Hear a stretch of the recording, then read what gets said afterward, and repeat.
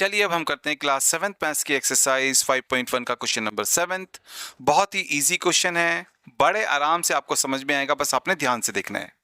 Question में हमसे पूछा गया है कि क्या ऐसे दो एंगल्स हो सकते हैं जो एक्यूट हो एंड सप्लीमेंट्री भी हो। ठीक है, फिर आगे हमसे पूछा गया है कि क्या ऐसे दो एंगल्स हो सकते हैं जो ऑब्ट्यूज हो एंड सप्लीमेंट्री भी हो।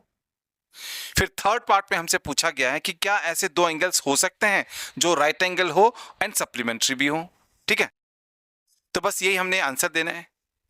क्वेश्चन में हमसे कहा गया कि ये एक्यूट एंगल यहां पर हमारे पास में है, तो आपको पता ही है कि जो एक्यूट एंगल्स होते हैं वो 90 डिग्री से छोटे होते हैं।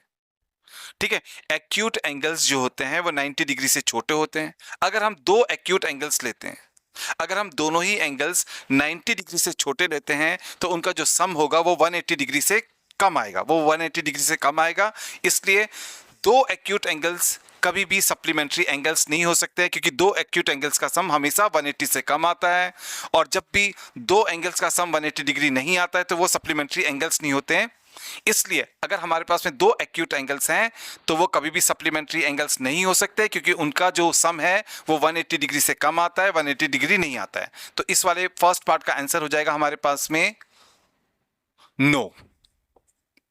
अब चलते हैं सेकंड पार्ट में। सेकंड पार्ट में हमसे कहा गया कि अगर हमारे पास में दो एंगल्स ऑब्ट्यूज हैं, यानी कि दोनों ही एंगल्स 90 डिग्री से बड़े हैं, तो आपने याद रखना है कि अगर हमारे पास में दो एंगल्स हैं एंड दोनों ही एंगल्स 90 डिग्री से बड़े हैं तो उनका जो सम है वो 180 डिग्री से 100% ज्यादा आएगा। ठीक है, तो आपने अच्छी तरीके से याद रखना है कि अगर हमारे पास में दो ऑब्ट्यूज एंगल हैं, यानी कि दोनों एंगल्स 90 डिग्री से बड़े हैं, तो उनका सम 180 डिग्री से ज्यादा आएगा, 180 डिग्री नहीं आएगा, इसलिए वो सप्लीमेंट्री एंगल्स नहीं बनाएंगे, वो सप्लीमेंट्री एंगल्स नहीं बनाएंगे। तो सेकंड पार्ट का भी आंसर हो जाएगा नो। अब चलते हैं हम थर्ड पार्ट में। हमारे पास में थर्ड पार्ट में दो एंगल्स, दोनों के दोनों एंगल्स जो हैं वो राइट एंगल हैं। तो हमारे पास में थर्ड पार्ट में दो एंगल्स हैं, दोनों के दोनों राइट एंगल्स हैं, यानी कि दोनों 90 डिग्री के एंगल्स हैं।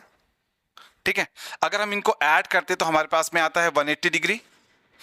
एंड जब भी दो एंगल्स का सम 180 डिग्री आता है तो वो सप्लीमेंट्री एंगल्स होते हैं। तो हम कहेंगे कि इफ टू एंगल्स, अगर दो एंगल्स हमारे पास में हैं, if two angles are right angles, अगर हमारे पास में दो एंगल्स हैं और वो राइट एंगल्स हैं,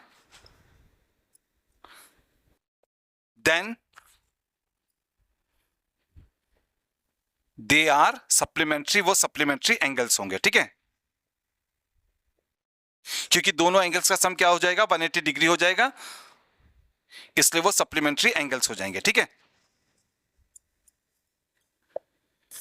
तो यहां पर हमने ये बता दिया कि अगर हमारे पास में दो एंगल्स होंगे, एक्यूट एंगल्स होंगे, तो उनका सम 180 डिग्री से कम आएगा, इसलिए वो सप्लीमेंट्री एंगल्स नहीं होंगे। अगर हमारे पास में दो एंगल्स होंगे, दोनों ऑब्ट्यूज होंगे, उनका सम 180 डिग्री से ज़्यादा आएगा, इसलिए वो सप्लीमेंट्री एंगल्स नहीं होंगे। लेकिन अगर हमारे पास में दो एंगल्स हैं और वो राइट एंगल्स हैं, दोनों 90 डिग्री के एंगल्स हैं, तो उनका सम 180 डिग्री आता है, तो वो सप्लीमेंट्री एंगल्स होंगे। ठीक है, तो ये आ गया हमारे 7th पार्ट का फाइनल आंसर।